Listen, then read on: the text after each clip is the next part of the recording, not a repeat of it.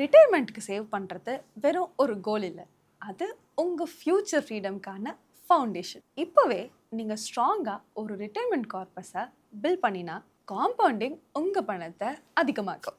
ஆனால் ஒரு பெரிய கார்பஸ் இருந்தால் மட்டும் ரிட்டையர்மெண்ட் எக்ஸ்பென்சஸை ஆட்டோமேட்டிக்லி கவர் பண்ணிட முடியுமா? டெஃபினெட்லி இல்லை. அதான் பாசிவ் இன்கம் முக்கியம். அக்யூமுலேஷன் வெல்த் க்ரோத்துக்காக, பாசிவ் இன்கம் ஃபினான்ஷியல் ஃப்ரீடம்காக. உங்கள் ரிட்டையர்மெண்ட் கார்பஸை எப்படி ஸ்மார்ட்டாக பில்ட் பண்ணுறது, அந்த வெல்த்தை எப்படி ரெகுலர் அண்ட் சஸ்டைனபிள் இன்கமாக கன்வெர்ட் பண்ணுறதுன்னு உங்களுக்குலாம் கொஸ்டின் இருக்கா?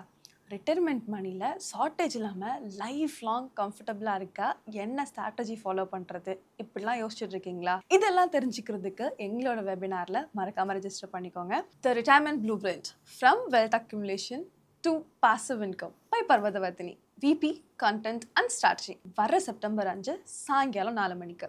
இந்த வெபினாருக்கு லிமிடெட் சீட்ஸ் தான் இருக்குது. இதுக்கான லிங்க் டிஸ்கிரிப்ஷனில் இருக்குது. மறக்காமல் ரெஜிஸ்டர் பண்ணிக்கோங்க. இன்றைக்கே ரெஜிஸ்டர் பண்ணிவிட்டு உங்களோட ஃபினான்ஷியல் ஃப்ரீடம்க்கான ஜர்னியை தொடங்குங்க. கவர்மெண்ட் சர்வெண்ட்ஸுக்கு பென்ஷன் உண்டு என்ற ஒரு சூழல் இப்போ உருவாகியிருக்கு. ஸோ யாருமே எதிர்பார்க்கல மறுபடியும் பென்ஷன் வரும்னு பென்ஷன் வந்திருக்கு. மிகவும் வரவேற்கத்தக்க ஒரு விஷயம். பட் இதை மீறி ஒரு விஷயத்தை நீங்கள் செய்ய முடியுமா? இந்த பென்ஷனை மட்டுமே நம்பி இல்லாமல் இதை மீறி எதையாவது ஒன்று செய்ய முடியுமா? விருப்பம் இருக்கா? இந்த வீடியோவை பாருங்க. ஃபர்ஸ்ட், உங்கள் லைஃப்ல நீங்க உருவாக்கக்கூடிய கார்பஸ் எப்படி இருக்கணும் அப்படின்னு திங்க் பண்ண ஆரம்பிங்க. ஏன்னா கவர்மெண்ட் சர்வெண்ட்ஸ் முக்கால்வாசி பேர் சம்பாதிச்ச பணத்தை நிலத்திலேயோ அல்லது வீட்டிலையோ அல்லது வேற ஏதாவது பொருட்கள்லையோ வச்சுருக்காங்க. ஜுவல்லரியாக இருக்கலாம், என்ன வேணா இருக்கலாம். ஆனால் ஃபைனான்ஷியல் அசெட்ஸில் முக்கால்வாசி பேர்கிட்ட ஒரு நல்ல கார்பஸை பில்ட் பண்ணக்கூடிய அந்த ஒரு மைண்ட் செட் இல்லை. இன்ஃபேக்ட் பல பேருக்கு பணமாக ஒரு பெரிய அமௌண்ட் அவங்க கண் முன்னாடி தெரியறதே ரிட்டையர் ஆகும்போது தான். ஏன்னா அவங்க ரிட்டையர் ஆகும்போது வரக்கூடிய பெனிஃபிட்ஸ் தான் அவங்க பார்க்கக்கூடிய மிகப்பெரிய ரொக்க பணம்.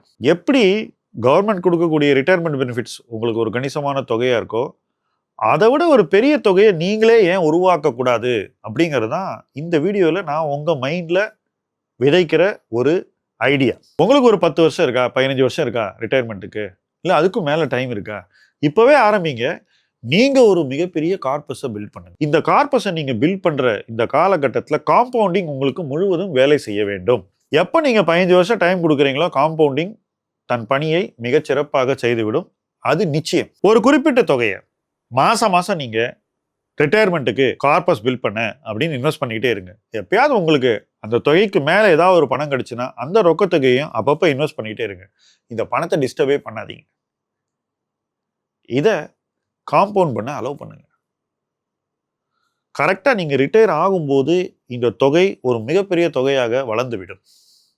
அந்த தொகையை எடுத்து நீங்கள் சேஃபர் இன்வெஸ்ட்மெண்ட்ஸில் போடலாம், அல்லது அந்த தொகையிலிருந்து வருஷம் எவ்வளோ பணம் வேணுமோ அதை எடுத்து ஒரு லிக்விட் இன்வெஸ்ட்மெண்ட்டில் போட்டு மாதம் மாதம் உங்களுக்கு இன்னைக்கு என்ன சம்பளம் இருக்கோ அதே பணம் வர்ற மாதிரி நீங்கள் பண்ண முடியும். யோசிச்சு பாருங்க. கவர்மெண்ட் கொடுக்கக்கூடிய பென்ஷன் ஒரு தொகை, ஆனால் அது இன்னைக்கு வரக்கூடிய சம்பளம் இல்லை, ஒரு பார்ட் சேலரி தான் வரும். அதாவது நீங்கள் ரிட்டையர் ஆகிற அன்னைக்கு என்ன சம்பளம் இருக்கோ அதில் ஒரு பகுதி தான் உங்களுக்கு பென்ஷனாக வரப்போகுது, ஃபுல் பணம் வரப்போகுது இல்லை. நான் சொல்கிற மெத்தடில் நீங்கள் காம்பவுண்டிங் மூலமாக ஒரு தொகையை உருவாக்கும் போது ரிட்டையர் ஆன பிறகு ரிட்டையர் ஆகிற அன்னைக்கு என்ன சம்பளம் வாங்குறீங்களோ அதுவே உங்களுக்கு தொடர்ந்து வரும். பென்ஷன் உங்களுக்கு ஒரு போனஸாக அமையும். நீங்கள் பென்ஷனை நம்பி இருக்க மாட்டீங்க.